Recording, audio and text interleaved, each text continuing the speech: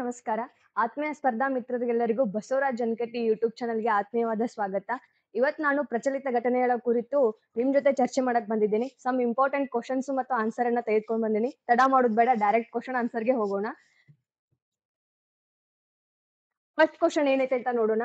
2025ರ ಪದ್ಮವಿಭೂಷಣ ಪ್ರಶಸ್ತಿ ಪಡೆದ ಕುಮುದಿನಿ ಲಕ್ಕಯ್ಯವರು ಕೆಳಗಿನ ಯಾವ ನೃತ್ಯಕ್ಕೆ ಸಂಬಂಧಪಟ್ಟಿದ್ದಾರೆ ಅಂತ ಕ್ವೆಶ್ಚನ್ ಇದೆ. ಆಪ್ಷನ್ ಎ ಬಂದ್ಬಿಟ್ಟು Kathak, option B Yakshagana, option C Kathakali, option D Bharatanatyam. ಇದ್ರ ಕರೆಕ್ಟ್ ಆನ್ಸರ್ ಬಂದ್ಬಿಟ್ಟು ಯಾವ್ದಂದ್ರೆ ಕಥಕ್.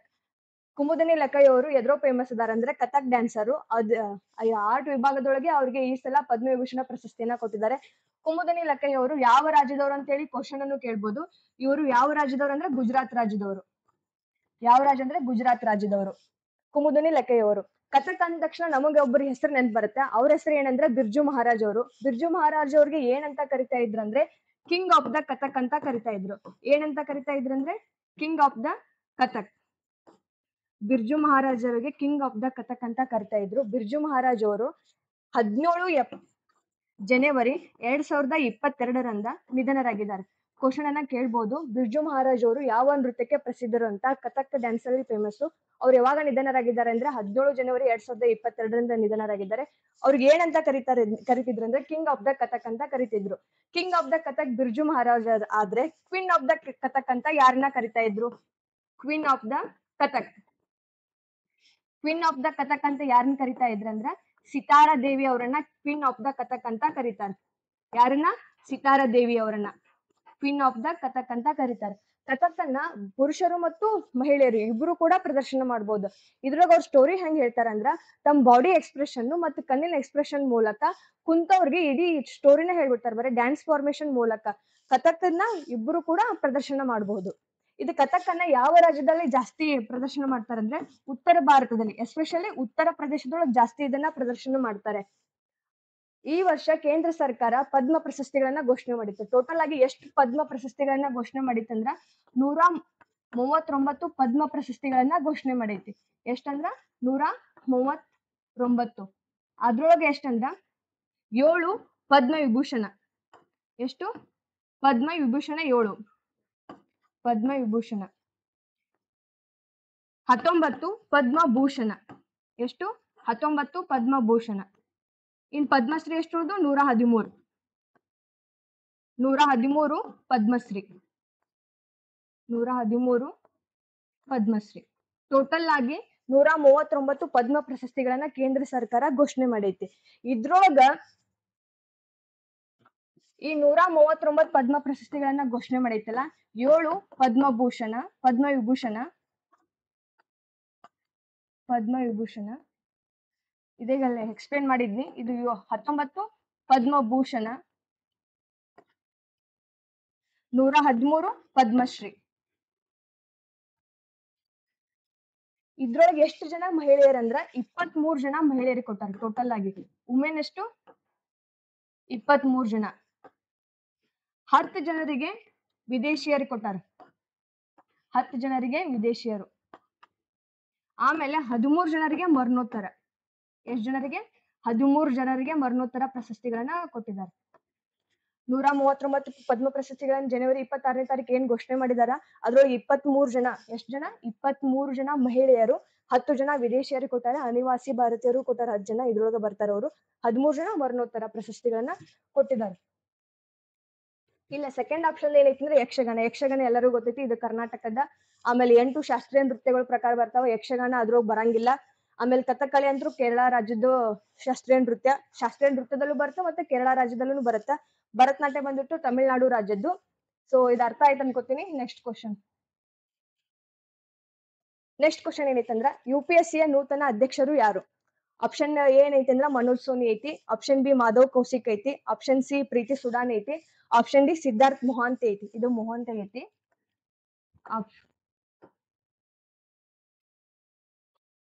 ಆಪ್ಷನ್ ಡಿ ಏನೈತಿ ಅಂದ್ರೆ ಸಿದ್ಧಾರ್ಥ್ ಮೊಹಾಂತಿ. ಸೊ UPSC ನೂತನ ಅಧ್ಯಕ್ಷರಾಗಿ ಯಾರು ಆಯ್ಕೆ ಆಗಿದ್ದಾರೆ ಅಂದ್ರೆ ಪ್ರೀತಿ ಸುಡಾನ್ ಅವರು. ಇತ್ತೀಚೆಗೆ ರೀಸೆಂಟ್ ಆಗಿ ಪ್ರೀತಿ ಸುಡಾನ್ ಅವ್ರನ್ನ UPSC ನೂತನ ಅಧ್ಯಕ್ಷರನ್ನಾಗಿ ಆಯ್ಕೆ ಮಾಡಿದಾರ. UPSC ಫಾರ್ಮೇಶನ್ ಆಗ್ಬೇಕಾದ್ರ 1923 ಒಳಗ. ಎಷ್ಟ್ರೊಳಗ? 1923 ಒಂದ್ ಕಮಿಷನ್ ಫಾರ್ಮೇಶನ್ ಮಾಡ್ತಾರ. ಅದ್ರ ಹೆಸರು ಏನೈತಂದ್ರ the royal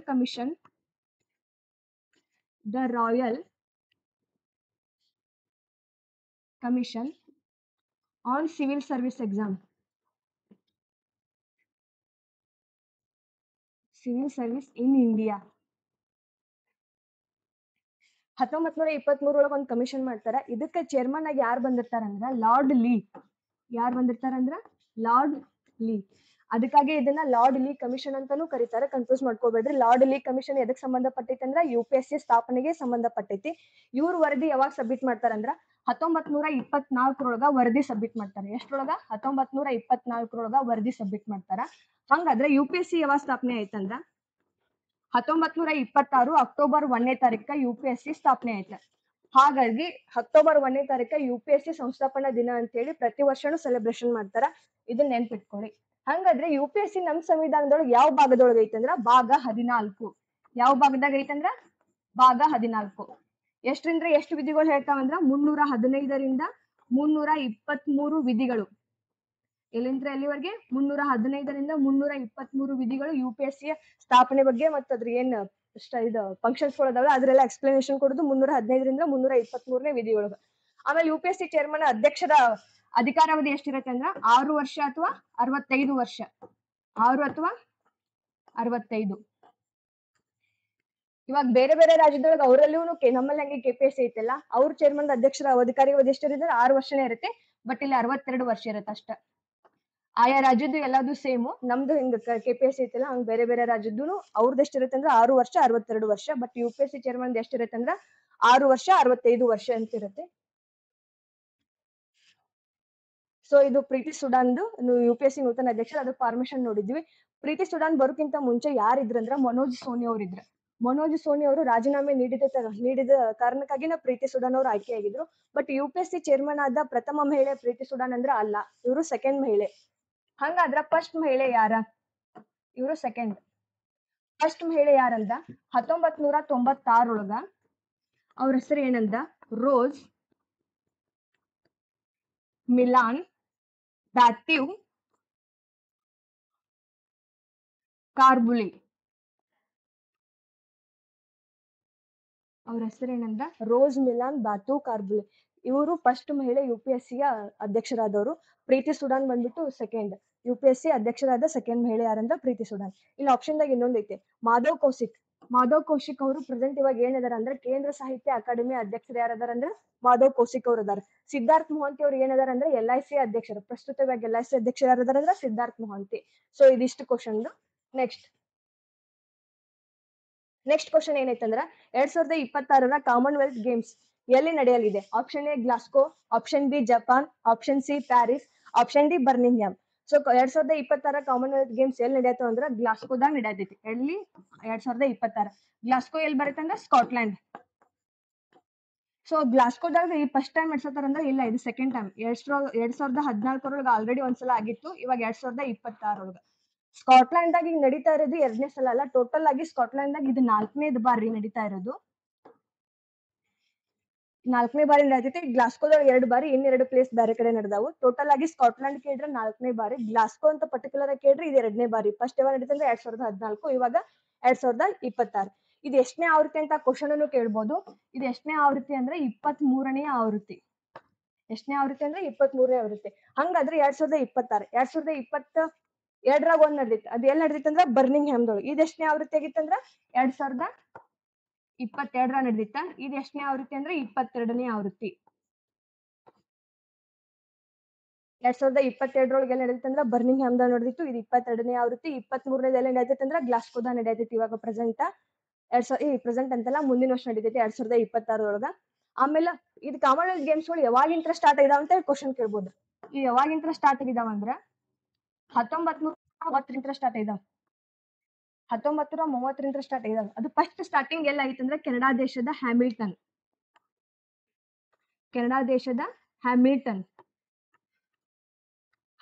first time 1930 Commonwealth games start ಆಗ್ಯಾವ. ಇಲ್ಲಿವರೆಗೂ ಭಾರತ ಒಂದು ಬಾರಿ ಮಾತ್ರ ಕಾಮನ್ವೆಲ್ತ್ ಗೇಮ್ಸ್ ಅನ್ನ ಆಯೋಜನೆ ಮಾಡಿದೆ. ಅದು ಯಾವಾಗ ಅಂದ್ರೆ 2010. ಕೇವಲ ಒಂದು ಬಾರಿ ಮಾತ್ರ ಕಾಮನ್ವೆಲ್ತ್ ಗೇಮ್ಸ್ ಅನ್ನ ಭಾರತ ಆಯೋಜನೆ ಮಾಡೈತೆ. ಅದು ಯಾವಾಗ ಅಂದ್ರೆ 2010. ಎಷ್ಟನೇ ಆವೃತ್ತಿ ಅಂದ್ರ 19ನೇ ಆವೃತ್ತಿ. 19ನೇ ಆವೃತ್ತಿ. ಯಾವುದು? ಇಂಡಿಯಾ. ಕೇವಲ ಒಂದು ಬಾರಿ ಮಾತ್ರ ಆಯೋಜನೆ ಮಾಡೈತಿ ಇಂಡಿಯಾ, ನೆನ್ಪಿಟ್ಕೊರಿ. ಸೊ ಇದು ಕ್ವಶನ್ ಇಷ್ಟ ಆಯ್ತು. ಜಪಾನ್ದಲ್ಲಿ ಏನ್ ಆಪ್ಷನ್ ಬಿ ಐತಲ್ಲ, ಜಪಾನ್ದೊಳಗೆ 2020 ಒಲಿಂಪಿಕ್ಸ್ ಗೇಮ್ಸ್ ಗಳು ನಡೆದಿದ್ದು. 2024 ಒಲಿಂಪಿಕ್ಸ್ ಅಲ್ಲಿ ನಡೆದ ಅಂದ್ರೆ ಪ್ಯಾರಿಸ್, ಇದು ಗೊತ್ತೈತಿ. ಸೊ ನೆಕ್ಸ್ಟ್ ಕ್ವಶನ್ ಹೋಗ್ರಿ. ನೆಕ್ಸ್ಟ್ ಕ್ವಶನ್ ಏನೈತೆ ಅಂದ್ರೆ ಹಾರ್ನ್ಬಿಲ್ ಉತ್ಸವವನ್ನ ಕೆಳಗಿನ ಯಾವ ರಾಜ್ಯದೊಳಗೆ ಆಚರಣೆ ಮಾಡ್ತಾರ ಅಂತ ಕೊಟ್ಟಾರ. Option A Nagaland, option B Assam, option C Mizoram, option D Arunachal Pradesh. Hornbill ಉತ್ಸವನ ಎಲ್ಲ ಆಚರಣೆ ಮಾಡ್ತಾರಂದ್ರ ನಾಗಾಲ್ಯಾಂಡ್ ರಾಜ್ಯದೊಳಗೆ ಆಚರಣೆ ಮಾಡ್ತಾರೆ.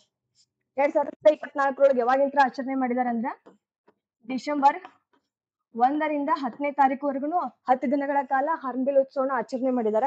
ಇವ್ರು ಯಾವಾಗಿಂತ್ರ ಸ್ಟಾರ್ಟ್ ಮಾಡಿದಾರ ಅಂದ್ರ ಆಚರಣೆ ಮಾಡಾಕ 2000 ಇಸ್ವಿಲಿಂತ್ರ ಸ್ಟಾರ್ಟ್ ಮಾಡಿದಾರ. ಇವ್ರು ಯಾವಾಗಿಂತ್ರ ಸ್ಟಾರ್ಟ್ ಮಾಡಿದ್ರ 2000 ಇಸ್ವಿಯಿಂದ ಸ್ಟಾರ್ಟ್ ಮಾಡಿದಾರ. ಹಂಗಾದ್ರೆ 2024ಕ್ಕ 25 ವರ್ಷ ಆತವ್ರದ್ದು ಆಚರಣೆ ಮಾಡಾಕ. ಎಷ್ಟು ವರ್ಷ ಆಯ್ತು ಕೇಳ್ಬೋದು. ಇದು ಎಷ್ಟನೇ ವರ್ಷದ ಆಚರಣೆ ಅಂತಾನು ಕೇಳ್ಬೋದು. 25ನೇ ವರ್ಷದ ಆಚರಣೆ ಹಾರ್ನ್ಬಿಲ್ ಉತ್ಸವ. ಇವ್ರು ಏನ್ ಮಾಡ್ತಾರೆ ಹಾರ್ನ್ಬಿಲ್ ಉತ್ಸವದೊಳಗ ಸಾಂಪ್ರದಾಯಿಕ ಕಲೆ ಮತ್ತು ಅವ್ರದ್ದೇನ್ ಆಚರಣೆಗಳದಲ್ಲ ಅವನ್ನೆಲ್ಲ ಬಂದ್ ಪ್ರದರ್ಶನ ಮಾಡ್ತಾರೆ. ಈ ಮರದಿಂತ್ರ ಏನಾರ ಕೆತ್ತನೆ ಮಾಡಿ ಏನ್ ಮರದ ಗೊಂಬೆ ಅದು ಇದೇನ್ ಮಾಡಿರ್ತಾರಲ್ಲ, ಆಭರಣಗಳನ್ನ ಆತು ಅವ್ರು ಏನ್ ರೆಡಿ ಮಾಡಿರ್ತಾರಲ್ಲ ಅವನ್ನೆಲ್ಲ ತಗೊಂಡ್ ಬಂದು ಪ್ರದರ್ಶನ ಮಾಡುದೇನೆ ಹಾರ್ನ್ಬಿಲ್ ಉತ್ಸವ. ಈ ವರ್ಷದ ಎಷ್ಟನೇದಂತ ಕೇಳ್ಬೋದು. 25ನೇ ವರ್ಷದ್ದು ಹಾರ್ನ್ಬಿಲ್ ಉತ್ಸವ ನಾಗಾಲ್ಯಾಂಡ್ದಾಗ ಆಚರಣೆ ಮಾಡ್ತಾರೆ. ನಮ್ ಕರ್ನಾಟಕದಾಗೂ ಹಾರ್ನ್ಬಿಲ್ ಉತ್ಸವ ಆಚರಣೆ ಮಾಡ್ತಾರೆ. ಅದೆಲ್ಲ ಆಚರಣೆ ಮಾಡ್ತಾರೆ ಅಂದ್ರೆ ದಾಂಡೇಲಿ ಒಳಗೆ ಆಚರಣೆ ಮಾಡ್ತಾರೆ. ಅದೆಲ್ಲರೂ ಗೊತ್ತೈತಿ. ಆಮೇಲೆ ಹಾರ್ನ್ಬಿಲ್ ಪಕ್ಷಿ ಅಂತ ಹೇಳಿ ಬರುತ್ತೆ. ನಾಗಾಲ್ಯಾಂಡ್ ರಾಜ್ಯ ಪಕ್ಷಿ ಹಾರ್ನ್ಬಿಲ್ ಅಂದ್ರ ಅಲ್ಲ. ಹಾರ್ನ್ಬಿಲ್ ಪಕ್ಷಿ ಯಾವ್ಯಾವ ರಾಜ್ಯದ ಇದಾಗೈತಂದ್ರ ರಾಜ್ಯ ಪಕ್ಷಿ ಆಗೈತಂದ್ರ ಕೇರಳ ಮತ್ತು ಅರುಣಾಚಲ ಪ್ರದೇಶದ ರಾಜ್ಯ ಪಕ್ಷಿ ಯಾವ್ದಾಗೈತಂದ್ರ ಹಾರ್ನ್ಬಿಲ್. ಇದು ನೆನ್ಪಿಟ್ಕೋರಿ, ಕನ್ಫ್ಯೂಸ್ ಮಾಡ್ಕೋಬೇಡ್ರಿ. ಹಾರ್ನ್ಬಿಲ್ ಉತ್ಸವ ನಡೆಯುದು ಎಲ್ಲಂದ್ರ ನಾಗಾಲ್ಯಾಂಡ್. ಹಾರ್ನ್ಬಿಲ್ ಪಕ್ಷಿ ಯಾವ 2 ಸ್ಟೇಟ್ ಇದ್ದು ರಾಜ್ಯ ಪಕ್ಷಿ ಆಗಿದೆ ಅಂದ್ರ ಅರುಣಾಚಲ ಪ್ರದೇಶ ಮತ್ತು ಕೇರಳದ ರಾಜ್ಯ ಪಕ್ಷಿ ಆಗಿದಾವ. ಹಂಗಾದ್ರೆ ನಾಗಾಲ್ಯಾಂಡ್ ಇದು ಯಾವ್ದೈತಿ ರಾಜ್ಯ ಪಕ್ಷಿ ಅಂತಂದ್ರ ಬ್ಲಾಕ್ಸ್ ಸರ್ಗಾವ್.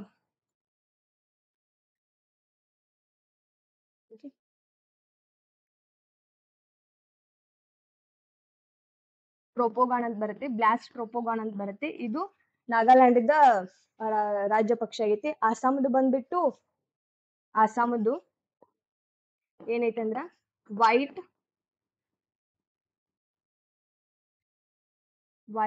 ವಿಗಲ್ಡ್ ವುಡ್ ಡಕ್ ಅಂತ ಐತಿ. ಅಸ್ಸಾಂದ್ ಯಾವ್ದೈತಂದ್ರ ವೈಟ್ ವಿಗಲ್ಡ್ ವುಡ್ ಡಕ್ ಐತಿ. ಮಿಜೋರಾಮ್ದ ಯಾವ್ದೈತಂದ್ರ ಹ್ಯೂಮ್ಸ್ ಪಿಜಂಟ್ ಅಂತ ಪಕ್ಷಿ ಐತಿ. ಸೊ ನಾಗಾಲ್ಯಾಂಡ್ ರಾಜ್ಯ ಪಕ್ಷಿ ಯಾವ್ದಂದ್ರ ಬ್ಲಾಕ್ಸ್ ಟ್ರೋಪೋಗಾನ್ ಐತಿ. ಅಸ್ಸಾಂದ್ ಯಾವ್ದೈತಂದ್ರ ವೈಟ್ ವಿಗಲ್ಡ್ ವುಡ್ ಡಕ್ ಐತಿ. ಮಿಜೋರಾಮ್ದ್ ಯಾವ್ದೈತಂದ್ರ ಹ್ಯೂಮ್ಸ್ ಪಿಜಂಟ್ ಐತಿ. ಅರುಣಾಚಲ್ ಪ್ರದೇಶ್ ಮತ್ತು ಕೇರಳದ ಯಾವ್ದೈತಂದ್ರ ಹಾರ್ನ್ಬಿಲ್ ಐತಿ. ಇದಿಷ್ಟು ಎಕ್ಸ್ಪ್ಲನೇಷನ್ ಆಯ್ತು. ನೆಕ್ಸ್ಟ್ ಏನೈತಂದ್ರ question, champion of the earth 2024ನೇ ಇಸ್ವಿದ ಚಾಂಪಿಯನ್ ಆಫ್ ದಿ ಅರ್ತ್ ಪ್ರಶಸ್ತಿ ಕೆಳಗಿನ ಯಾರಿಗೆ ನೀಡಲಾಗಿದೆ ಅಂತ ಕೇಳಿದಾರ. Option A Kasturi Rangan, option B Jaggi Vasudev, option C Madhav Gadgil, option D Purnima Devi Barman. Correct answer ಇದಕ್ಕೆ ಯಾವ್ದಂದ್ರ ಮಾಧವ್ ಗಾಡ್ಗಿಲ್ ಅವರಿಗೆ 2024ರದ ಚಾಂಪಿಯನ್ ಆಫ್ ದಿ ಅರ್ತ್ ಪ್ರಶಸ್ತಿ ಕೊಟ್ಟಾರ. ಇದು ಪ್ರಶಸ್ತಿಯನ್ನ ಯಾರು ಕೊಟ್ಟಾರಂದ್ರ UNEP ಕೊಟ್ಟಾರ. UNEP ಫುಲ್ ಫಾರ್ಮ್ ಅಂತೂ ಗೊತ್ತೈತೆ ಎಲ್ಲರಿಗೂ, ಯುನೈಟೆಡ್ ನೇಷನ್ ಎನ್ವಿರಾನ್ಮೆಂಟ್ ಪ್ರೋಗ್ರಾಮ್. ಇದು ಯಾವಾಗ ಸ್ಥಾಪನೆ ಆಯ್ತಂದ್ರ 1972 ಜೂನ್ 5ನೇ ತಾರೀಕು. ಯಾವಾಗ ಸ್ಥಾಪನೆ ಆಯ್ತಂದ್ರ 1972 ಜೂನ್ 5ನೇ ತಾರೀಕು. ಜೂನ್ 5ನೇ ತಾರೀಕು ನಾವ್ ಏನಂತ ಆಚರಣೆ ಮಾಡ್ತೀವಿ? ವಿಶ್ವ ಪರಿಸರ ದಿನಾಚರಣೆ ಅಂತ ಆಚರಣೆ ಮಾಡ್ತೀವಿ. ಎದಕ್ಕೆ ಆಚರಣೆ ಮಾಡ್ತೀವಿ ಅಂದ್ರೆ UNEP ಸ್ಥಾಪನೆ ಆಗಿದೆ ದಿನಾಚರಣೆನ, ಅದಕ್ಕಾಗಿ ವಿಶ್ವ ಪರಿಸರ ದಿನಾಚರಣೆ ಜೂನ್ 5ನೇ ತಾರೀಕು ಆಚರಣೆ ಮಾಡ್ತೀವಿ. ಇವರು ಚಾಂಪಿಯನ್ ಆಫ್ ದಿ ಅರ್ತ್ ಪ್ರಶಸ್ತಿಯನ್ನ ಕೊಟ್ಟಿದ್ದಾರೆ. UNEP ಹೆಡ್ ಕ್ವಾರ್ಟರ್ ಎಲ್ಲೈತಂದ್ರ ಕೇಳ್ಬೋದು, ಕಿನ್ಯಾ ದೇಶದ ನೈರೋಬಿ ಒಳಗೆ ಇದ್ರ ಹೆಡ್ ಕ್ವಾರ್ಟರ್ ಐತಿ. UNEP ಹೆಡ್ ಕ್ವಾರ್ಟರ್ ಎಲ್ಲೈತಂದ್ರ ಕಿನ್ಯಾ ದೇಶದ ನೈರೋಬಿ ಒಳಗೈತಿ. ಈ ವರ್ಷದ ಪ್ರಶಸ್ತಿ ಯಾರಿಗೆ ಕೊಟ್ಟಾರಂದ್ರ ಮಾಧವ್ ಗಾಡ್ಗಿಲ್ ಅವ್ರು ಕೊಟ್ಟಾರೆ. ಮಾಧವ್ ಗಾಡ್ಗಿಲ್ ಅಂತ ಕೂಡ ನಮಗೊಂದು ನೆನಪು ಬರುತ್ತೆ. ಪಶ್ಚಿಮ ಘಟ್ಟಗಳ ವರದಿ ಕುರಿತು ಮೊದಲ ಒಂದು ಇದನ್ನ ಸಮಿತಿ ಫಾರ್ಮೇಶನ್ ಮಾಡಿರ್ತಾರೆ. ಅದ್ರ ಅಧ್ಯಕ್ಷರು ಯಾರಾಗಿರ್ತಾರೆ ಅಂದ್ರೆ ಮಾಧವ್ ಗಾಡ್ಗಿಲ್ ಅವ್ರು ಆಗಿರ್ತಾರೆ. ಅದನ್ನ ಯಾವಾಗ ಸಮಿತಿ ಫಾರ್ಮೇಶನ್ ಮಾಡಿರ್ತಾರೆ ಅಂದ್ರೆ 2010 ಮಾಡಿರ್ತಾರ. 2011ನೇ ಇಸ್ವಿಯೊಳಗೆ ವರದಿ ಕೊಡ್ತಾರ. ಬಟ್ ಅದನ್ನ ಕ್ಯಾನ್ಸಲ್ ಮಾಡ್ತಾರ. ಸೆಕೆಂಡ್ ಇನ್ನೊಂದು ಸಮಿತಿ ಫಾರ್ಮೇಶನ್ ಮಾಡ್ತಾರ ಪಶ್ಚಿಮ ಘಟ್ಟಗಳ ವರದಿ ಕುರಿತು. ಅದು ಯಾರಂದ್ರ ಕಸ್ತೂರಿ ರಂಗನ್ ಅವರು. ಸೊ ಕಸ್ತೂರಿ ರಂಗನ್ ಅವರು ವರದಿನೂ ಕೊಡ್ತಾರೆ ಪಶ್ಚಿಮ ಘಟ್ಟಗಳ ಕುರಿತು, ಬಟ್ ಅದನ್ನು ಕ್ಯಾನ್ಸಲ್ ಮಾಡಿದಾರ. ಆಮೇಲೆ ಕಸ್ತೂರಿ ರಂಗನ್ ಅವರು NEP ನ್ಯೂ ಎಜುಕೇಶನ್ ಪಾಲಿಸಿ 2020 ಅದರ ಅಧ್ಯಕ್ಷರು ಕೂಡ ಅವರಾಗಿದ್ರು. ಆಮೇಲೆ ಆಪ್ಷನ್ ಬಿ ಜಗ್ಗಿ ವಾಸುದೇವದ ಇವರು ಇಶಾ ಫೌಂಡೇಶನ್ ಸಂಸ್ಥಾಪಕರು. ಆಮೇಲೆ ಪೂರ್ಣಿಮಾ ದೇವಿ ಬರ್ಮನ್ ಇವ್ರಿಗೆ 2024 ಒಂದು ಅವಾರ್ಡ್ ಕೊಟ್ಟಾರ. ಅದಂದ್ರ ಗ್ರೀನ್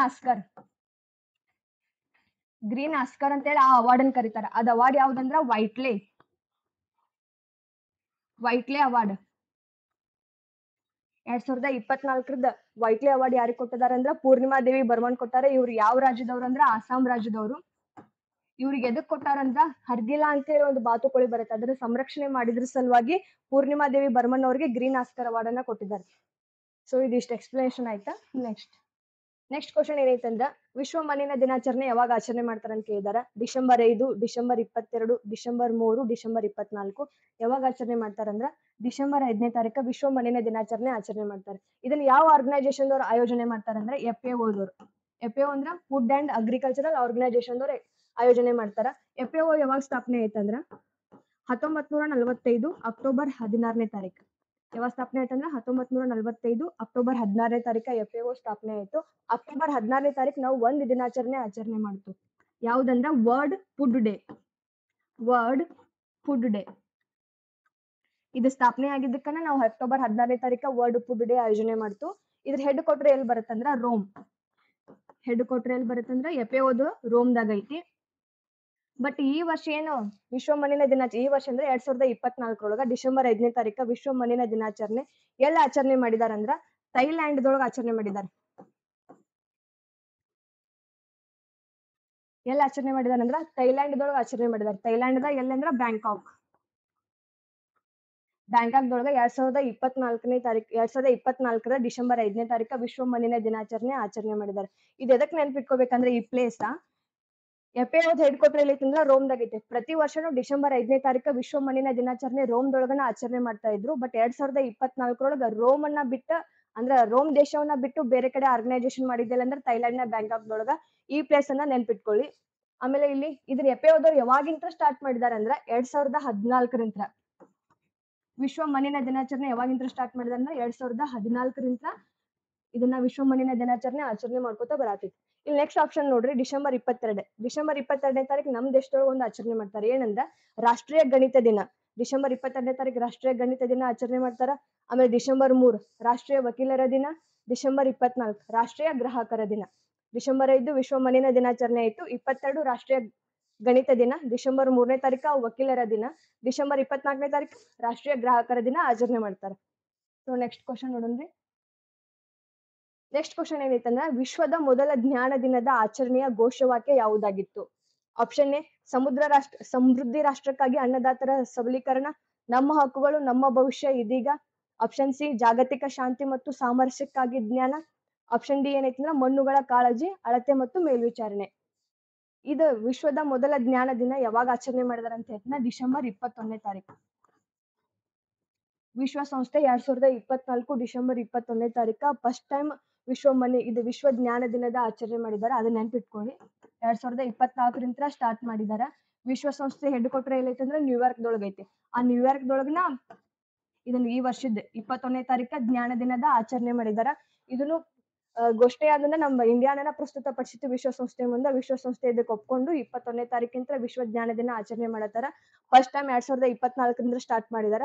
ಅದ್ರದ್ದು ಥೀಮ್ ಕೇಳಿದಾರೆ ಏನಾಗಿತ್ತು ಅಂತೇಳಿ. ಅದ್ರ ಥೀಮ್ ಏನಂದ್ರ ಜಾಗತಿಕ ಶಾಂತಿ ಮತ್ತು ಸಾಮರಸ್ಯಕ್ಕಾಗಿ ಜ್ಞಾನ ಅನ್ನೋದು ಈ ವರ್ಷ 2024 ಥೀಮ್ ಆಗಿತ್ತು.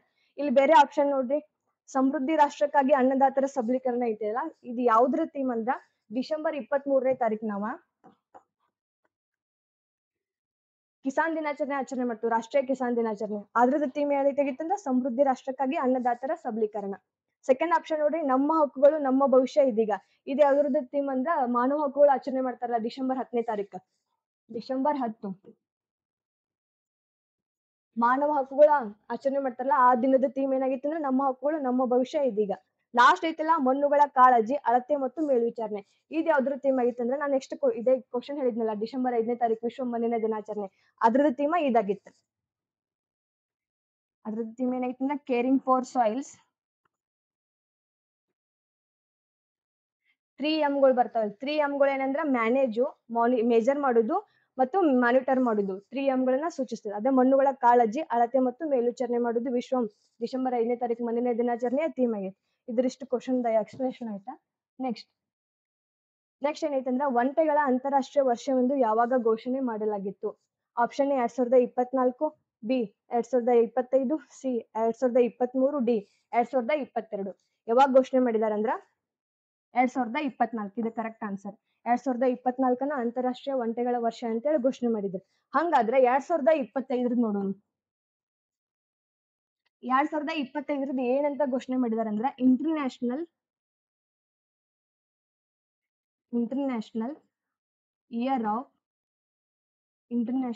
Year of cooperatives. ಇದೊಂದು ಘೋಷಣೆ ಮಾಡಿದ್ದಾರೆ ಇಂಟರ್ನ್ಯಾಷನಲ್ ಇಯರ್ ಆಫ್ ಅಂತೇಳಿ. ಇನ್ನೊಂದು ಘೋಷಣೆ ಮಾಡಿದ್ದಾರೆ, ಇದು common, international year of glacier.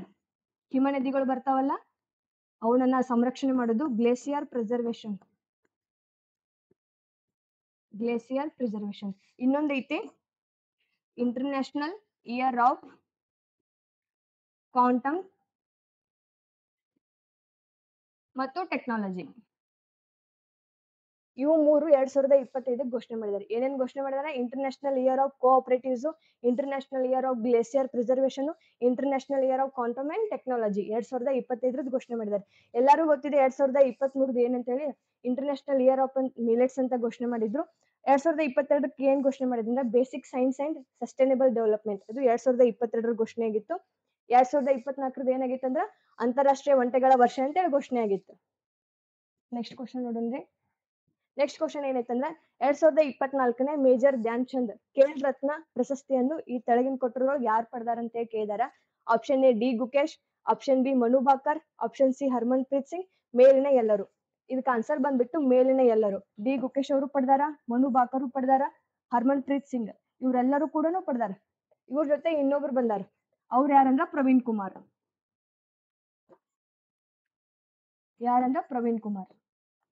ಇವ್ರು 4 ಜನನು ಕೂಡ ಈ ವರ್ಷದ ಮೇಜರ್ ಧ್ಯಾನ್ ಚಂದ್ ಖೇಲ್ ರತ್ನ ಅವಾರ್ಡ್ ಅನ್ನ ಪಡೆದಿದ್ದಾರೆ. ಪ್ರವೀಣ್ ಕುಮಾರ್ ಅವರು ಪ್ಯಾರಾ ಅಥ್ಲೆಟಿಕ್. ಇವ್ರದ್ದು ಗೇಮ್ ಯಾವ್ದಂದ್ರ ಹೈ ಜಂಪ್. ಆಮೇಲೆ ಡಿ ಗುಕೇಶ್ ಅಂದ್ರೂ ಗೊತ್ತೇ ಇದೆ, ಚೆಸ್. ಆಮೇಲೆ ಮನು ಬಾಕರ್ ಶೂಟಿಂಗ್. ಆಮೇಲೆ ಹರ್ಮನ್ ಪ್ರೀತ್ ಸಿಂಗ್ ಅಂದ್ರೂ ಗೊತ್ತೇ ಇದೆ, ಹಾಕಿ.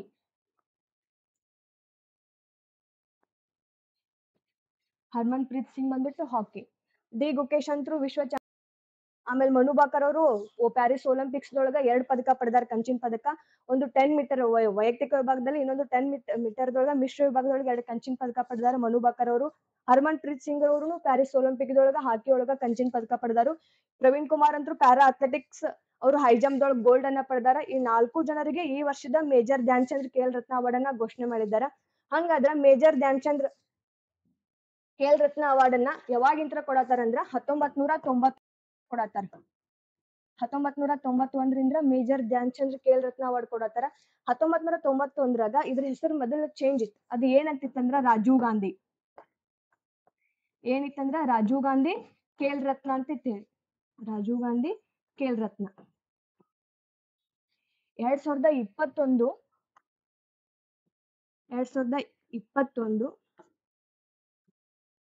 2021 ಆಗಸ್ಟ್ 6ನೇ ನೇಮ್ ಚೇಂಜ್ ಮಾಡ್ರಿ. ಏನಂತ ನೇಮ್ ಚೇಂಜ್ ಮಾಡ್ರ? ಮೇಜರ್ ಧ್ಯಾನ್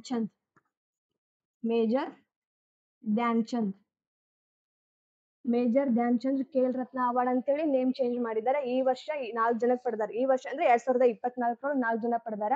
ಇದು ಮೇಜರ್ ಧ್ಯಾನ್ ಚಂದ್ ಅವಾರ್ಡ್ ಐತಲ್ಲ, ಇದು ಕ್ರೀಡಾ ಕ್ಷೇತ್ರದಲ್ಲಿ ಅತ್ಯುನ್ನತ ಪ್ರಶಸ್ತಿ. ಇದು ಫಸ್ಟ್ ಆಗತ್ತ. ಸೆಕೆಂಡ್ ಯಾವ್ದಂದ್ರ ಅರ್ಜುನ ಅವಾರ್ಡ್.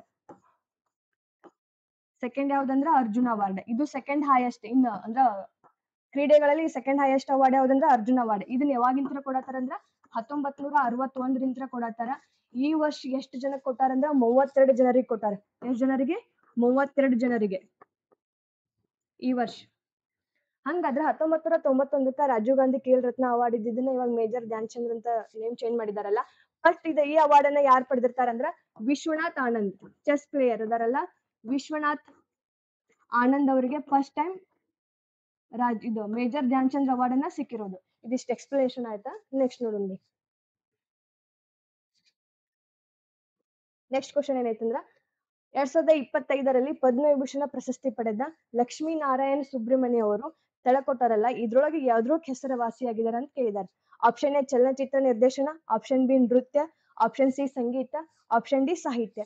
ಇವ್ರು ಎದ್ರೊಳಗೆ ಫೇಮಸ್ ಆಗಿದ್ದಾರೆ ಅಂದ್ರ ಸಂಗೀತದೊಳಗೆ ಫೇಮಸ್ ಆಗಿದ್ದಾರೆ. ಇವ್ರು ಲಕ್ಷ್ಮೀನಾರಾಯಣ ಸುಬ್ರಹ್ಮಣ್ಯ ಇವ್ರು ಯಾವ ರಾಜ್ಯದವರು ಅಂತಾನು ಕೇಳ್ಬೋದು. ಇವ್ರ ರಾಜ್ಯ ಬಂದ್ಬಿಟ್ಟು ಕರ್ನಾಟಕ. ಇವ್ರ ರಾಜ್ಯ ಯಾವ್ದಂದ್ರ ಕರ್ನಾಟಕ. ನಾ ಸ್ಟಾರ್ಟಿಂಗ್ ಅನ್ನ ಹೇಳಿದ್ದೆ ಈ ಸಲ 139 ಪದ್ಮ ಪ್ರಶಸ್ತಿಗಳನ್ನ ಘೋಷಣೆ ಮಾಡಿದಾರ. ಅದ್ರಲ್ಲಿ 7 ಜನ ಪದ್ಮ ವಿಭೂಷಣ ಪ್ರಶಸ್ತಿ ಪಡೆದಾರ ಅಂತ ಹೇಳಿದ್ವಿ. ಫಸ್ಟ್ ಕ್ವಶನ್ ನೋಡಿದ್ದು ಕುಮುದಿನಿ ಲಕ್ಕಯ್ಯ ಅವರು, ಸೆಕೆಂಡ್ ಇವರೊಬ್ರು ಲಕ್ಷ್ಮೀನಾರಾಯಣ ಸುಬ್ರಹ್ಮಣ್ಯ ಅವರು, ಇವ್ರಿಬ್ರು. ಇನ್ನ 5 ಜನದ ಮತ್ ನೆಕ್ಸ್ಟ್ ಕ್ವಶನ್ ದಾಗ ನೋಡೋಣ್ರಿ, ಫಾರ್ಮೇಶನ್ ಮಾಡಿ ಅದ್ರ ನೆನಪುಳಿತಾವ. ಇವ್ರದ್ದು ಎಷ್ಟು ಎಕ್ಸ್ಪ್ಲನೇಷನ್ ಆಯ್ತಾ. ನೆಕ್ಸ್ಟ್ ಕ್ವಶನ್, PMSSV ಯೋಜನೆಯನ್ನ ಅನುಷ್ಠಾನಗೊಳಿಸುವ ಜವಾಬ್ದಾರಿಯನ್ನ ತಳಕೊಟ್ಟಾರಲ್ಲ ಇದ್ರೊಳಗೆ ಯಾವ ಸಚಿವಾಲಯ ಜವಾಬ್ದಾರಿಯನ್ನ ಹೊಂದಿದೆ ಅಂತ ಕೇಳಿದಾರ. ಆಪ್ಷನ್ ಎ ಬುಡಕಟ್ಟು ವ್ಯವಹಾರಗಳ ಸಚಿವಾಲಯ, ಆಪ್ಷನ್ ಬಿ ಗ್ರಾಮೀಣಾಭಿವೃದ್ಧಿ ಸಚಿವಾಲಯ, ಆಪ್ಷನ್ ಸಿ ಶಿಕ್ಷಣ ಸಚಿವಾಲಯ, ಆಪ್ಷನ್ ಡಿ ಸಾಮಾಜಿಕ ನ್ಯಾಯ ಮತ್ತು ಸಬಲೀಕರಣ ಸಚಿವಾಲಯ. PMSSV ಯೋಜನೆಯನ್ನ ಯಾವ ಸಚಿವಾಲಯದವರು ಅನುಷ್ಠಾನಗೊಳಿಸುತ್ತಾರಂದ್ರ ಆಪ್ಷನ್ ಐತಲ್ಲ ಸಾಮಾಜಿಕ ನ್ಯಾಯ ಮತ್ತು ಸಬಲೀಕರಣ ಸಚಿವಾಲಯ, ministries of social justice and empowerment. ಆ ಸಚಿವಾಲಯ PMSSV ಯೋಜನೆಯನ್ನ ಅನುಷ್ಠಾನಗೊಳಿಸತೈತಿ. PMSSV ಅಂದ್ರ ಅದ್ರ ಫುಲ್ ಫಾರ್ಮ್ ನೋಡೋಣ್ರಿ. PMSSV, PM ಅಂದ್ರ ಪ್ರೈಮ್ ಮಿನಿಸ್ಟರ್, SSV ಅಂದ್ರ Young achievers, Young achievers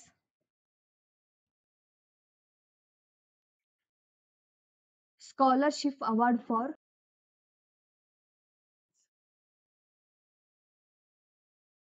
scholarship award scheme of vibrant India. PMSSV ಯೋಜನೆಯ ಫುಲ್ ಫಾರ್ಮ್ ಇದು Young achievers scholarship award scheme for vibrant India ಅನ್ನೋದು PMSSV ಯೋಜನೆಯ full form ಆಗೈತಿ. ಇದನ್ನ ಯಾವ ಸಚಿವಾಲಯ ಅಂತ ಇದೆ ನೋಡಿದ್ರು ಸೋಷಿಯಲ್ ಜಸ್ಟಿಸ್ ಅಂಡ್ ಎಂಪವರ್ಮೆಂಟ್ ಸಚಿವಾಲಯದವರು ಅನುಷ್ಠಾನಗೊಳಿಸ್ತಾರ. ಇದು ಯಾರ್ಯಾರಿಗೆ ಎಲಿಜಿಬಲ್ ಐತಂದ್ರ OBC ಅಂದ್ರ ಅದರ್ ಬ್ಯಾಕ್ವರ್ಡ್ ಕ್ಲಾಸಸ್ ದವ್ರಿಗೆ ಅಪ್ಲಿಕೇಬಲ್ ಐತಿ. ಮತ್ತ ಇನ್ನೊಂದ್ ಅಂದ್ರೆ ಎಕನಾಮಿಕಲಿ ಬ್ಯಾಕ್ವರ್ಡ್ ಕ್ಲಾಸಸ್ ದವ್ರಿಗೆ ಅಪ್ಲಿಕೇಬಲ್ ಐತಿ. ಮತ್ತು DNT denotified and notified tribes ಇವು 3 ಗ್ರೂಪಿಗೆ ಮಾತ್ರ ಇದು ಅಪ್ಲಿಕೇಬಲ್ ಐತಿ. ಮತ್ತ ಆಪ್ಷನ್ ದಾಗ SC ಮತ್ತು ST ಅದ್ ಕೊಟ್ಟಿರ್ತಾರ, ಅದನ್ನ ಅವ್ರು ಮಾತ್ರ ಬರಲ್ಲ. ಇದನ್ನ ನೆನ್ಪಿಟ್ಕೋರಿ, SC ಮತ್ತು ST ಇದು PMSSV ಯೋಜನೆಗೆ ಬರಲ್ಲ. ಯಾರು ಬರ್ತಾರಂದ್ರ OBC, EBC, DNT ದವ್ರು ಬರ್ತಾರ. ಇದ್ರೊಳಗ ಪ್ರೀ ಮೆಟ್ರಿಕ್ ಅಂದ್ರ 9 ರಿಂದ 10ನೇ ತರಗತಿ ಅವರಿಗೆ ಸ್ಟೂಡೆಂಟ್ಗೆ ಪ್ರತಿ ತಿಂಗಳು 4,000 ರೂಪಾಯಿ ಕೊಡ್ತಾರ PMSSV ಯೋಜನೆಯ ಮೂಲಕ. ಕ್ಲಿಯರ್ ಆಯ್ತದ ಅನ್ಕೋತೀನಿ. ನೆಕ್ಸ್ಟ್ ಕ್ವಶನ್ ಏನ, 2020 ಕಬಡ್ಡಿ ವಿಶ್ವಕಪ್ ಆತಿಥ್ಯ ವಹಿಸುವ ರಾಜ್ಯ ಯಾವ್ದಂತ ಕೇಳಿದಾರ. Option A Haryana, B Karnataka, C Maharashtra, D Bihar. ಇದಕ್ಕೆ ಆನ್ಸರ್ ಬಂದ್ಬಿಟ್ಟು ಬಿಹಾರ್. ಬಿಹಾರದಲ್ಲಿ ಈ ವರ್ಷ ನಡೀತಾ ಇದೆಯಲ್ಲ 2025, ಇದು ಸೆಕೆಂಡ್ ಟೈಮ್ ಇದು ಹೋಸ್ಟ್ ಮಾಡ್ತಾ ಇರೋದು. ಫಸ್ಟ್ ಟೈಮ್ ಯಾವಾಗ ನಡೆದಿತ್ತು ಅಂದ್ರೆ 2012 ಬಿಹಾರದೊಳಗ 2012 ಒಂದ್ಸಲ ನಡೆದಿತ್ತು ಇದು ಕಬಡ್ಡಿದ್ದು. ಇವಾಗ ಮತ್ತೆ ಇನ್ನೊಮ್ಮೆ ಬಿಹಾರದೊಳಗನ ಆಯೋಜನೆ ಮಾಡತ್ತಾರೆ. ಇದನ್ನ ಆಯೋಜನೆ ಮಾಡೋರು ಯಾರಂದ್ರೆ ಇಂಟರ್ನ್ಯಾಷನಲ್ ಕಬಡ್ಡಿ ಫೆಡರೇಷನ್ ದವ್ರು. ಯಾರಂದ್ರೆ ಇಂಟರ್ನ್ಯಾಷನಲ್ ಕಬಡ್ಡಿ ಫೆಡರೇಷನ್ ದವರು ಆಯೋಜನೆ ಮಾಡತ್ತಾರ. Kabaddi federation IKF. ಇವರು ಬಿಹಾರದೊಳಗೆ 2025 ವಿಶ್ವ ಕಬಡ್ಡಿಯನ್ನ ಆಯೋಜನೆ ಮಾಡತ್ತಾರ. ಬಿಹಾರದಾಗ ಆಗ್ತಾ ಇರೋದು ಸೆಕೆಂಡ್ ಟೈಮ್. 2012 ಆಗಿತ್ತು, ಇವಾಗ ಮತ್ತೆ ಆಯೋಜನೆ ಮಾಡತ್ತಾರ. ಬಿಹಾರದ ಮುಖ್ಯಮಂತ್ರಿ ಯಾರದಾರ ಅಂತ ಗೊತ್ತೈತಿ, ನಿತೀಶ್ ಕುಮಾರ್ ಅದಾರ. ಮಹಾರಾಷ್ಟ್ರದ ಮುಖ್ಯಮಂತ್ರಿ ಅಂತ ಗೊತ್ತದಾರ, ದೇವೇಂದ್ರ ಫಡ್ನವೀಸ್ ಅದಾರ. ಕರ್ನಾಟಕದಂತೂ ಗೊತ್ತೇ ಅದಾರ, ಸಿದ್ದರಾಮಯ್ಯ ಅವರು ಅದಾರ. ಹರಿಯಾಣದ ಯಾರದಾರ, ನಯಾಬ್ ಸಿಂಗ್ ಸೈನಿ ಅಂತ ಅದಾರ. ಬಿಹಾರದ ಪಾಟ್ನಾದೊಳಗೆ ಇತ್ತೀಚೆಗೆ ಒಂದು ಡಾಲ್ಫಿನ್ ಸಂಶೋಧನಾ ಕೇಂದ್ರ ಅಂತೇಳಿ ಸ್ಟಾರ್ಟ್ ಮಾಡಿದಾರ. ಬಿಹಾರದ ಪಾಟ್ನಾದೊಳಗೆ ಅದನ್ನ ನೆನ್ಪಿಟ್ಕೋರಿ. ಮತ್ತ ಗಂಗಾ ನದಿಯ ಡಾಲ್ಫಿನ್ ಅಂತ ಐತಲ್ಲ ಅದನ್ನ 2009 ರಾಷ್ಟ್ರೀಯ ಜಲಚರ ಪ್ರಾಣಿ ಅಂತೇಳಿ ಘೋಷಣೆ ಮಾಡಿದಾರ. ಯಾವಾಗಂದ್ರೆ 2009 ಗಂಗಾ ನದಿ ಡಾಲ್ಫಿನ್ ಅನ್ನ ರಾಷ್ಟ್ರೀಯ ಜಲಚರ ಪ್ರಾಣಿ ಅಂತೇಳಿ ಘೋಷಣೆ ಮಾಡಿದಾರ. ಗಂಗಾ ನದಿಯ ಅಂದ್ರ ಡಾಲ್ಫಿನ್ ಸಂರಕ್ಷಣಾ ಅಂದ್ರ ರಿಸರ್ಚ್ ಸೆಂಟರ್ ಎಲ್ಲ ಐತಿ ಅಂದ್ರ ಬಿಹಾರದ ಪಾಟ್ನಾದೊಳಗೆ ಐತಿ. ನೆಕ್ಸ್ಟ್ ಕ್ವಶನ್ ನೋಡೋಣ್ರಿ. ನೆಕ್ಸ್ಟ್ ಕ್ವಶನ್ ಏನೈತಂದ್ರೆ 2025 ಆಸ್ಟ್ರೇಲಿಯನ್ ಓಪನ್ ಮಹಿಳಾ ಸಿಂಗಲ್ಸ್ ಪ್ರಶಸ್ತಿಯನ್ನ ಕೆಳಗಿನವರೊಳಗೆ ಯಾರು ಪಡೆದಾರ ಅಂತ ಕೇಳಿದಾರ. Option A Aryna Sabalenka, option B Barbora Krejcikova, Madison Keys, Iga Swiatek. ಯಾರು ಪಡೆದಾರ ಅಂದ್ರ ಮ್ಯಾಡಿಸನ್ ಕಿಸ್ ಅವರು ಆಸ್ಟ್ರೇಲಿಯಾ ಓಪನ್ಸ್ ಈ ವರ್ಷದ ಪಡೆದಾರ. ಯಾರ ವಿರುದ್ಧ ಪಡೆದಾರ ಅಂದ್ರ ಅರೇನಾ ಸಬ್ಲೆಂಕಾ ವಿರುದ್ಧ ಗೆದ್ದಾರ. ಅರೆನಾ ಸಬ್ಲೆಂಕಾ ಅವರು ಯಾವ ದೇಶದವ್ರು ಅಂದ್ರೆ ಬೆಲಾರಸ್. ಇದನ್ನು ನೆನ್ಪಿಟ್ಕೊಳ್ಳಿ, ಕೇಳ್ತಾರ ಕ್ವಶನ್. ಮ್ಯಾಡಿಸನ್ ಕಿಸ್ ಅವರು ಆಸ್ಟ್ರೇಲಿಯನ್ ಓಪನ್ಸ್ ಗೆದ್ದಾರ. ಯಾರ ವಿರುದ್ಧ ಗೆದ್ದಾರ ಅಂದ್ರೆ ಅರೆನಾ ಸಬ್ಲೆಂಕಾ ವಿರುದ್ಧ ಗೆದ್ದಾರ. ಮ್ಯಾಡಿಸನ್ ಕಿಸ್ ಯಾವ ದೇಶದವ್ರು ಅಂದ್ರೆ ಅಮೆರಿಕಾ ದೇಶದವರು. ಅರೆನಾ ಸಬ್ಲೆಂಕಾ ಅವರು ಬೆಲಾರಸ್ ದೇಶದವರು. ಆಪ್ಷನ್ ದಾಗ ಇನ್ನು ನೋಡ್ರಿ, ಬಾರ್ಬೋರಾ ಕ್ರೆಜಿಕೋ ಅದಾರಲ್ಲ, ಇವ್ರು ಯಾವ ದೇಶದವ್ರು ಅಂದ್ರೆ ಜಕ್ ರಿಪಬ್ಲಿಕ್.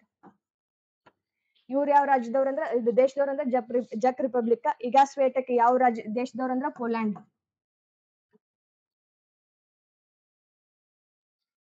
ಇವನ್ ದೇಶಗಳನ್ನು ಕೇಳ್ತಾರ, ನೆನ್ಪಿಟ್ಕೋರಿ. ಪೋಲ್ಯಾಂಡ್ ದೇಶದವ್ರು ಯಾರಂದ್ರೆ ಇಗಾ ಸ್ವೇಟಕ್. ಇನ್ನು ಗೆದ್ದವ್ರು ಯಾರಂದ್ರ ಮ್ಯಾಡಿಸನ್ ಕಿಸ್. ಈ ವರ್ಷದ ಏನ್ ನಡೀತಲ್ಲ ಆಸ್ಟ್ರೇಲಿಯಾ ಓಪನ್ಸ್, ಇದು ಎಷ್ಟನೇ ಆವೃತ್ತಿ ಅಂದ್ರ 113ನೇ ಆವೃತ್ತಿ. ಎಷ್ಟನೇ ಆವೃತ್ತಿ ಅಂದ್ರ 113ನೇ ಆವೃತ್ತಿ. ಇದು ಕ್ವಶನ್ ಆಗ್ಬಹುದು, 113ನೇ ಆವೃತ್ತಿ ಇದು. ಒಂದ್ಸಲ ಇದನ್ನ ನೋಡ್ರಿ ಯಾವಾಗ ಸ್ಟಾರ್ಟ್ ಆಗೋದು ಅಂತೇಳಿ. ಫಸ್ಟ್ ವರ್ಷದ ಗ್ರ್ಯಾಂಡ್ ಸ್ಲಾಮ್ ಯಾವ್ದು ಆಗಿತೈತೆ ಅಂದ್ರೆ ಆಸ್ಟ್ರೇಲಿಯಾ ಆಗತ್ತ. ಒಂದು ಆಸ್ಟ್ರೇಲಿಯಾ. ಸೆಕೆಂಡ್ ಯಾವ್ದಾಗತ್ತಂದ್ರ ಫ್ರೆಂಚ್. ಥರ್ಡ್ ಯಾವ್ದಂದ್ರ ವಿಂಬಲ್ಡನ್. ಫೋರ್ತ್ ಯಾವ್ದಾಗತ್ತಂದ್ರ US. ಇವನ್ನ ಸೀರಿಯಲ್ ವೈಸ್ ಬರ್ದನಿ. ಪ್ರತಿ ವರ್ಷ ಫಸ್ಟ್ ನಡೆದು ಆಸ್ಟ್ರೇಲಿಯಾ, ಸೆಕೆಂಡ್ ನಡೆದು ಫ್ರೆಂಚ್, ಥರ್ಡ್ ಫೋರ್ತ್ US. ಆಸ್ಟ್ರೇಲಿಯಾದ ಯಾವಾಗ ಸ್ಟಾರ್ಟ್ ಆಗೈತಿ ಅಂದ್ರೆ 1905 ಸ್ಟಾರ್ಟ್ ಆಗೈತಿ. ಫ್ರೆಂಚ್ ಯಾವಾಗ ಸ್ಟಾರ್ಟ್ ಆಗೈತಿ ಅಂದ್ರೆ 1891. ವಿಂಬಲ್ಡನ್ ಯಾವಾಗ ಸ್ಟಾರ್ಟ್ ಆಗೈತಿ ಅಂದ್ರೆ 1877. ಆಮೇಲೆ US ಯಾವಾಗ ಸ್ಟಾರ್ಟ್ ಆಗೈತಿ ಅಂದ್ರೆ 1881. ಇದ್ರೊಳಗೆ ಅತ್ಯಂತ ಹಳೇದ್ ಯಾವ್ದಂತ ಕೇಳ್ತಾರೆ. ಅತ್ಯಂತ ಹಳೇದ್ ಯಾವ್ದಂದ್ರೆ ವಿಂಬಲ್ಡನ್. ಇತ್ತೀಚೆಗೆ ಹೊಸದ್ ಯಾವ್ದಂದ್ರೆ ಆಸ್ಟ್ರೇಲಿಯಾ. ಆಸ್ಟ್ರೇಲಿಯಾದ ಎಲ್ಲಿ ನಡೀತೈತಿ ಅಂದ್ರ ಹಾರ್ಡ್ ಕೋರ್ಟ್. ಕೇಳ್ತಾರ ಕ್ವಶನ್, ಎಲ್ಲಿ ನಡೀತೈತಿ ಯಾವ ಕೋರ್ಟ್ ಅಂದ್ರ ಹಾರ್ಡ್ ಕೋರ್ಟ್. ಫ್ರೆಂಚ್ ಇದ್ದಲ್ಲಿ ನಡೀತೈತಿ ಅಂದ್ರ ಕ್ಲೇ ಕೋರ್ಟ್. ನಡೀತೈತಿ ಅಂದ್ರ ಗ್ರಾಸ್. ಲಾಸ್ಟ್ US ಓಪನ್ ಅಲ್ಲಿ ನಡೀತೈತಿ ಅಂದ್ರ ಹಾರ್ಡ್ ಕೋರ್ಟ್ ದಾಗ ನಡೀತೈತಿ. ಸೊ ಇವ್ನ ನೆನ್ಪಿಟ್ಕೊಳ್ಳಿ. Australia 1905, French open 1891, Wimbledon 1877, US open 1881. ಇದ್ರೊಳಗೆ ಅತ್ಯಂತ ಹಳೇದ್ ಯಾವ್ದಂದ್ರೆ ವಿಂಬಲ್ಡನ್ 1877. ಇದ್ರ ಹಾರ್ಡ್ ಕೋರ್ಟ್ ಅಂತ ಕೇಳ್ತಾರೆ. ಹಾರ್ಡ್ ಕೋರ್ಟ್ ಗಳು ಎರಡು ನಡೀತವೆ, ಫಸ್ಟ್ ಲಾಸ್ಟ್ ಆಸ್ಟ್ರೇಲಿಯಾ ಮತ್ತು US. ಕ್ಲೇ ಬಂದ್ಬಿಟ್ಟು ಫ್ರೆಂಚ್, ಗ್ರಾಸ್ ಬಂದ್ಬಿಟ್ಟು ವಿಂಬಲ್ಡನ್. ಸೊ ನೆಕ್ಸ್ಟ್ ಕ್ವಶನ್ ನೋಡೋಣ್ರಿ. ನೆಕ್ಸ್ಟ್ ಕ್ವಶನ್ ಏನೈತಂದ್ರ 2025ನೇ ಸಾಲಿನ ಟಾಟಾ ಸ್ಟೀಲ್ ಚೆಸ್ ಮಾಸ್ಟರ್ ಪ್ರಶಸ್ತಿಯನ್ನ ಗೆದ್ದ ಭಾರತೀಯ ಯಾರಂತ ಕೇಳಿದಾರ. Option A R Praggnanandhaa, option B D Gukesh, option C Arjun Erigaisi, option D Vidit Gujrathi. ಇದ್ರೊಳಗೆ ಯಾರು ಪಡೆದಾರಂದ್ರ ಆರ್ ಪ್ರಜ್ಞಾನಂದ್ ಪಡೆದಾರ. ಆರ್ ಪ್ರಜ್ಞಾನಂದ್ ಅವರು 2025ನೇ ಸಾಲಿನ ಟಾಟಾ ಸ್ಟೀಲ್ ಚೆಸ್ ಮಾಸ್ಟರ್ ಪ್ರಶಸ್ತಿಯನ್ನ ಪಡೆದಾರೆ. ಯಾರ ವಿರುದ್ಧ ಪಡೆದಾರಂದ್ರ ಡಿ ಗುಕೇಶ್ ಅವ್ರ ವಿರುದ್ಧ. ಡಿ ಗುಕೇಶ್ ಅವ್ರು ಸೋತಾರ, ಆರ್ ಪ್ರಜ್ಞಾನಂದ್ ಅವ್ರು ಗೆದ್ದಾರ. ಆರ್ ಪ್ರಜ್ಞಾನಂದ್ ಈ ಪ್ರಶಸ್ತಿಯನ್ನ ಪಡೆದ ಎರಡನೆಯ ಭಾರತೀಯ. ಹಂಗಾದ್ರೆ ಫಸ್ಟ್ ಯಾರು ಪಡೆದಿರಂದ್ರ 2006 ಒಳಗ ವಿಶ್ವನಾಥ್ ಆನಂದ್. ಯಾರಂದ್ರ ವಿಶ್ವನಾಥ್ ಆನಂದ್. ವಿಶ್ವನಾಥ್ ಆನಂದ್ ಅವರು 2006 ಒಳಗ್ ಪಡೆದ್ರು. ಇವರು ಪ್ರಥಮ ಭಾರತೀಯ. ಇವಾಗ ಸೆಕೆಂಡ್ ಯಾರಂದ್ರ ಆರ್ ಪ್ರಜ್ಞಾನಂದ್. ಈ ಟಾಟಾ ಸ್ಟೀಲ್ ಚೆಸ್ ಮಾಸ್ಟರ್ ಈ ವರ್ಷದ್ದು ನೆದರ್ಲ್ಯಾಂಡ್ ದಾಗ ನಡೆದೈತಿ. ಎಲ್ಲಿ ನಡೆದೈತಿ ಅಂದ್ರ ನೆದರ್ಲ್ಯಾಂಡ್. ಆಯೋಜನೆ ಎಲ್ಲಿ ಮಾಡಿದಂದ್ರ ನೆದರ್ಲ್ಯಾಂಡ್ ನಾಗ ಮಾಡಿದಾರ. ಈ ವರ್ಷ ಯಾರು ಗೆದ್ದಾರ ಅಂದ್ರ ಆರ್ ಪ್ರಜ್ಞಾನಂದ್ ಗೆದ್ದಾರ. ಯಾರ ವಿರುದ್ಧ ಅಂದ್ರ ಡಿ ಗುಕೇಶ. ಈ ಪ್ರಶಸ್ತಿಯನ್ನು ಪಡೆದ ಎಷ್ಟನೇ ಭಾರತೀಯ ಅಂದ್ರ ಆರ್ ಪ್ರಜ್ಞಾನಂದ ಎರಡನೇ ಭಾರತೀಯ. ಹಿಂಗ್ ಪ್ರಶಸ್ತಿ ಪಡೆದ ಮೊದಲ ಭಾರತೀಯ ಯಾರಂದ್ರ ವಿಶ್ವನಾಥ್ ಆನಂದ. ಎಷ್ಟ ಪಡೆದಾರಂದ್ರ 2006 ಒಳಗ್ ಪಡೆದಾರ. ಇದಿಷ್ಟು ಎಕ್ಸ್ಪ್ಲೇಷನ್ ಆತ. ಆಮೇಲೆ ಇನ್ನೊಂದ್ ನೋಡ್ರಿ, ಆಪ್ಷನ್ ದಾಗ ಆರ್ ಪ್ರಜ್ಞಾನಂದ, ಡಿ ಗುಕೇಶಿ, ಅರ್ಜುನ್ ಯರಗೇಸಿ, ವಿದಿತ್ ಗುಜರಾತಿ, ಇನ್ನೊಬ್ರು ಬರ್ತಾರ ಪೆಂಟಾಲ್. ಮ್ಯಾಗ್ ಬರೀತಿ. ಇನ್ನೊಬ್ಬ ಯಾರಂದ್ರ ಪೆಂಟಾಲ್ ರವಿಕೃಷ್ಣನ್. ಸಾರಿ, ಹರಿಕೃಷ್ಣನ್. ಇವ್ರ 5 ಜನ ಅದಾರಲ್ಲ, ಈ ವರ್ಷದ 45ನೇ ಪಿಡೆ ಚೆಸ್ ಒಲಿಂಪಿಯಾಡ್ ನಡೀತಲ್ಲ, ಆ ಒಲಿಂಪಿಯಾಡ್ ದಾಗ ಇವ್ 5 ಜನ ಪುರುಷರು ಭಾಗವಹಿಸಿದ್ರು. ಪುರುಷರ ವಿಭಾಗದಲ್ಲಿ, ಮಹಿಳೆಯರ ವಿಭಾಗದಲ್ಲಿನೂ ಭಾರತ ಫಸ್ಟ್ ಟೈಮ್ ಗೋಲ್ಡ್ ಮೆಡಲ್ ನ ಪಡೆದೈತಿ ಪಿಡೆ ಚೆಸ್ ಒಲಿಂಪಿಯಾಡ್ ದೊಳಗ. ಇವ್ರ 5 ಜನ ಪಾರ್ಟಿಸಿಪೇಟ್ ಮಾಡಿದ್ರು. 45ನೇದ್ ಯಾವ್ದು 45ನೇದು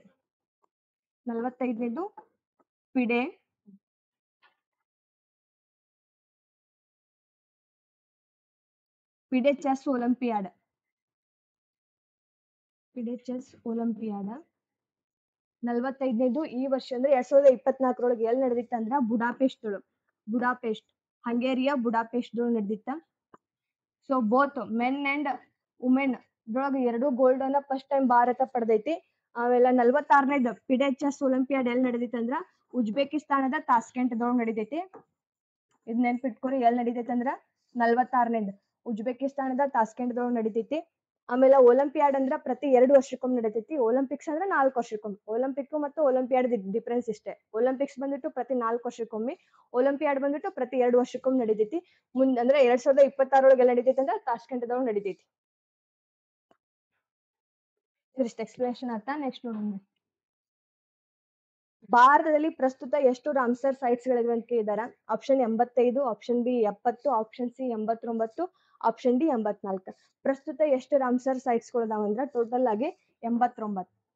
89 ಅಂದ್ರೆ ಫಸ್ಟ್ 85 ಇದ್ವಿ, ಇವಾಗ ರೀಸೆಂಟ್ ಆಗಿ 4 ಎರಡ್ ಆಗಿದಾವ್. ಅವ್ 4 ಯಾವ್ಯಾವ ಅಂದ್ರ, ಒಂದು ಉದ್ವಾ ಲೇಕ್. ಯಾವ್ದು ಲೇಕ್ ಅಂದ್ರ ಉದ್ವಾ ಲೇಕ್. ಇದು ಎಲ್ಲಿ ಬರುತ್ತಂದ್ರ ಜಾರ್ಖಂಡ್. ಏನಂದ್ರ ಜಾರ್ಖಂಡ್. ಉದ್ವಾ ಲೇಕ್ ಜಾರ್ಖಂಡ್ದಾಗ ಬರುತ್ತೆ.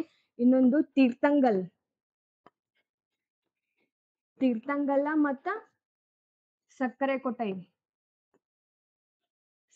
ಕೊಟ್ಟೈ ಇವೆರಡು ಬಂದ್ಬಿಟ್ಟು ಎಲ್ಲಿ ಬರ್ತಾವ ಅಂದ್ರ ತಮಿಳ್ನಾಡ್ದಾಗ ಬರ್ತಾವ. ಇವೆರಡು ತಮಿಳ್ನಾಡ. ಲಾಸ್ಟ್ ಸಿಕ್ಕಿಂದೊಳಗ ಕೊಚಿಯೋ ಪೇಲ್ರಿ ಅಂತೇಳಿ ಬರುತ್ತೆ. ಇದೆಲ್ಲ ಅಂದ್ರ ಸಿಕ್ಕಿಂ. ಇವಾಗ 85 ಇದ್ದು, ಇವು 4 ಎರಡ್ ಆದ್ರೆ ಟೋಟಲ್ ಆಗಿ 89 ಆದ್ವು. ಇದ್ರೊಳಗೆ ಯಾವ್ದು ನೆನ್ಪಿಟ್ಕೋಬೇಕಂದ್ರ ಉದ್ವಾ ಲೇಕ್ ಜಾರ್ಖಂಡ ಮತ್ತೆ ಕೆಚಿಯೋ ಪೆಲ್ರಿ ಅಂತ ಐತಲ್ಲ ಸಿಕ್ಕಿಂ. ಇವೆರಡು ಫಸ್ಟ್ ಟೈಮ್ ಆಗಿದ್ದೆ ರಾಮ್ಸರ್ ಸೈಟ್ಸ್. ಜಾರ್ಖಂಡ್ನ ಫಸ್ಟ್ ರಾಮ್ಸರ್ ಸೈಟ್ಸ್ ಯಾವ್ದಂದ್ರ ಉದ್ವಾ ಲೇಕ್, ಸಿಕ್ಕಿಂದ ಫಸ್ಟ್ ರಾಮ್ಸರ್ ಸೈಟ್ಸ್ ಯಾವ್ದಂದ್ರ ಕೆಚಿಯೋ ಪೆಲ್ರಿ. ಇವ್ನೆರಡು ನೆನ್ಪಿಟ್ಕೋರಿ. ಇವಾಗ ಪ್ರೆಸೆಂಟ್ ರಾಮ್ಸರ್ ಸೈಟ್ಸ್ ಗಳು ಎಷ್ಟಿದಾವ್ ಅಂದ್ರ 89 ಅದಾವ್.